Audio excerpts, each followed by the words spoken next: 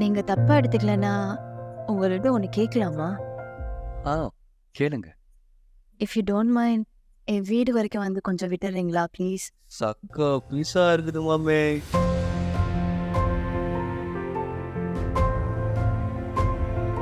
திரும்புற பக்கம் எல்லாம் கண்ணாடி பில்டிங் தான். 2 வருஷத்துக்கு முன்னாடி ட்ரை பண்ணியிருந்தா கூட, இந்த நேரத்துக்கு ஒரு நல்ல பொசிஷன்ல இருந்திருப்பீங்க. இதுல கொடுமை என்னன்னா, it's an one side love. நான் யாருன்னு கூட அவளுக்கு தெரியாது.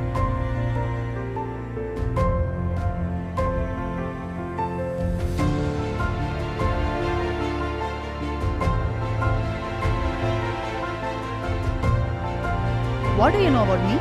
நீ மார்னிங் 8:30க்கு ஆஃபீஸ் கிளம்புற, ஈவினிங் 6:30 7க்கு தான் ரிட்டர்ன். இன்னைக்கு 10:30 ஆயிருக்கு. உனக்கு டீனா ரொம்ப பிடிக்கும். ஆஃபீஸ் வெளியே இருக்க ரகுமான் டீ கடையில் நீ டீ குடிக்காம வீட்டுக்கு வந்ததே கிடையாது. எவ்ரி சாட்டர்டே நீ கோயிலுக்கு போக, உனக்கு பிடிச்ச கலர் வைலட், உனக்கு பிடிச்ச ஹீரோ சூர்யா, உனக்கு பசிச்சா சாக்லேட் வாங்கி பேய் மாதிரி சாப்பிடுவேன். அண்ட் ஃபைனலி உன் மொபைல் பேட்டரி டெட் ஆயிருக்குன்னு என்கிட்ட வந்து ஊபர் புக் பண்ண சொல்லியிருக்கேன். உனக்கு உண்மையாவே பாய் ஃப்ரெண்ட் இருந்தாடா அவனுக்கு கால் பண்ணியிருக்க மாட்டேன். ஏன் அவன் வந்திருக்க மாட்டான்? ஸோ உனக்கு பாய் ஃப்ரெண்ட் இருக்கானா? ஏன் லீலா?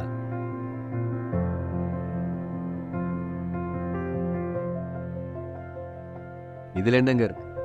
இந்த லேட் நைட்ல உங்களை இப்படியே நடு ரோட்ல விட்டு போற அளவுக்கு நான் அவ்வளோ மோசமானவன் இல்லைங்க. ஏறுங்க, நம்ம வண்டியில போகலாம்.